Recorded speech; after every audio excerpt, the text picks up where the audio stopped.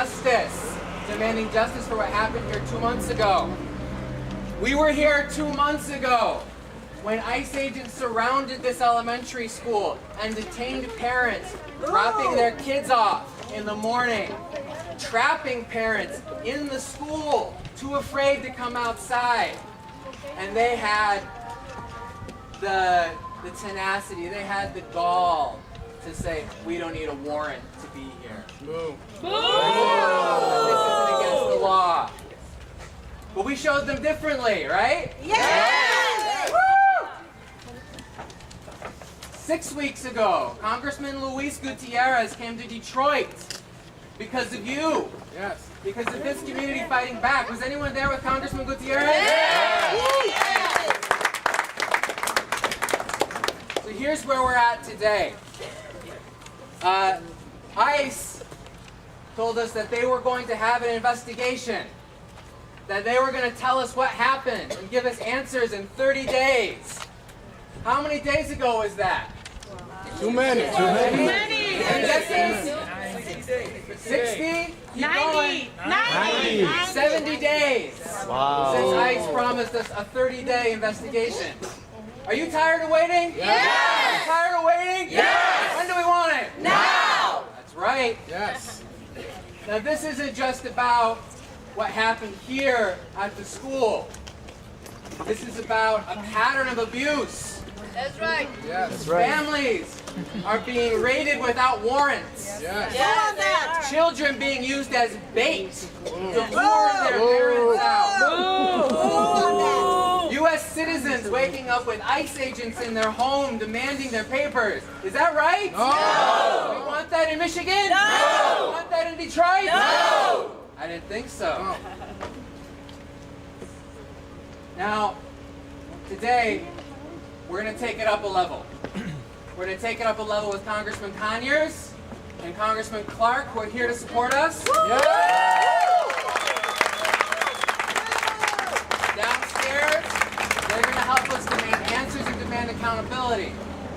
And we're kicking it up a notch because we've got some more friends we're bringing to the table. We have new problems, new issues. Has anyone here had a problem with Border Patrol? Oh yeah. Anyone ever heard about racial profiling by Border Patrol? Yes! In the past 2 months, we've collected 14 cases of racial profiling by Border Patrol here in Southwest Detroit. Oh. People waiting at bus stops being asked for their papers for no reason. Workers stopped while they're doing landscaping and treated like terrorists. Right. And here with me today is Dawood Walid from CAIR, not to be confused with CAIR, the Council on American Islamic Relations. His members in the Muslim community are experiencing profiling and abuse by the same agency at the border. Is that right? No. We're going to hear from Dawood in a second. But first, I want to introduce Brisa Maldonado. Brisa was here 2 months ago, and her husband was yanked out of her car in front of her toddler by ICE. So,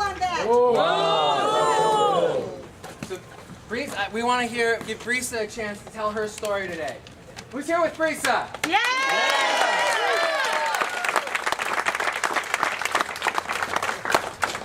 Bueno, buenas tardes. Good afternoon. Yo llevo 10 años aquí criando a mis hijos. I've been raising my family here for 10 years. Mis niños estudian en esta escuela My children go to this school, y mi familia fue víctima del ICE. and my family was a victim of abuse by ICE.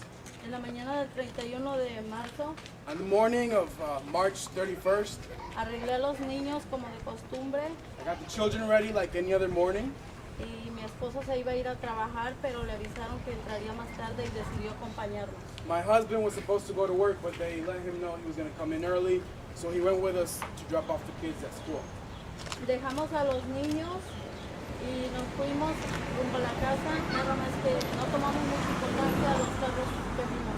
We dropped off the kids and we were going to go home, and we weren't paying much attention to the cars around the school.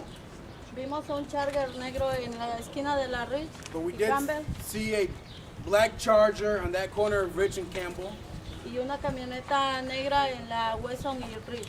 and another black SUV on the corner of Weston and Rich Street. Nos pararon sin ninguna, no habíamos cometido ninguna infracción, ni pasaron un stop ni nada, nos pararon en la esquina. We hadn't done anything wrong, and they pulled us over on the corner. Mi esposo no tiene ningún ticket, no tiene todo, tiene su récord limpio. My husband doesn't have any tickets, he has a clean record. Lo bajaron, nada más lo esposaron y lo pasaron a la camioneta de enfrente porque nos pusieron dos camionetas, una enfrente y una atrás. They took my husband out of the vehicle and handcuffed him. Then they blocked us in. There was a vehicle in front of our car and another car behind us, and they put him in the vehicle in front of us. Cuando lo pasaron a la camioneta de enfrente lo encadenaron y le pusieron las esposas. When they put him in the vehicle in front, I saw how they put chains on him and handcuffed him and put him in that vehicle. Y yo toda nerviosa pues no sabía ni por qué lo habían bajado ni nada porque pues no habíamos hecho nada. I was very nervous because I didn't know what was going on. They didn't tell us who they were, they just arrested me. Y también estaba muy nerviosa porque todavía no cumplía ni los 40 días de dar a luz. I was also very nervous because I had barely had 40 days. I didn't even have 40 days from giving birth. Cuando lo subieron a él, yo vi que se vinieron rumbo para la escuela otra vez. When they went away, I saw how they came back to this area, to the school. Y a mí me fueron siguiendo hasta mi casa todavía. And on top of that, they still followed me all the way to my house. Mi esposo me dijo que se pusieron el alley que está por allá y estuvieron viendo con unos binoculares para acá, para la escuela. My husband tells me that later they went and parked in an alley right here behind the school, and with binoculars were watching the school. Los niños estaban llorando, estaban intranquilos porque él nunca dejaba de ir a dormir a la casa y les tuve que mentir diciéndoles que había ido a trabajar a otro lado. My children were crying and very upset because my husband has never been out of the home overnight, and I had to lie to them and tell them that their dad was away working. Ellos no querían comer, no querían venir a la escuela. They didn't want to eat, they didn't want to come to school anymore. Y después de sacar a mi esposo bajo fianza, el 13 de abril, inmigración llegó otra vez a tocar a mi casa. And even after we bonded my husband out and he had a lawyer, ICE still harassed the home, and on April 13th they went and knocked on the door.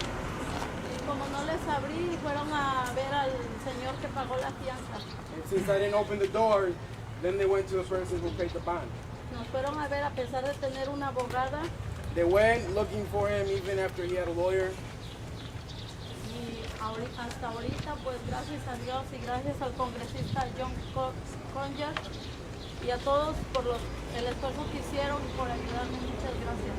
And even after that, I really want to appreciate John Conyers and all the families and everybody who was supporting us. And we were able to get my husband back with his family. Para tener apoyo.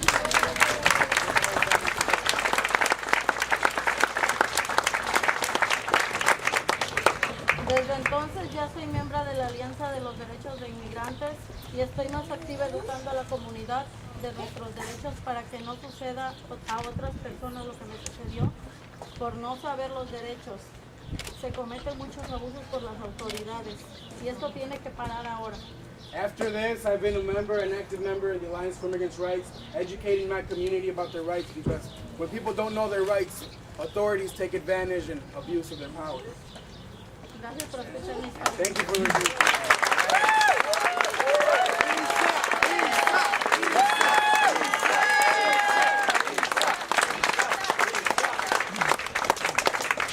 Here with me today is Principal Ali Abdel, the principal here at Hope of Detroit Academy, who's been taking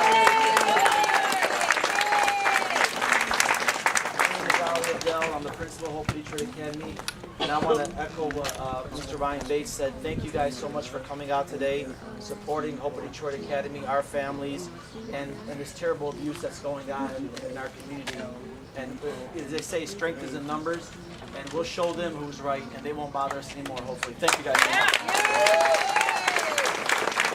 We said before, it's not just ICE, it's Border Patrol. They didn't start, well, they didn't just stop with elementary schools.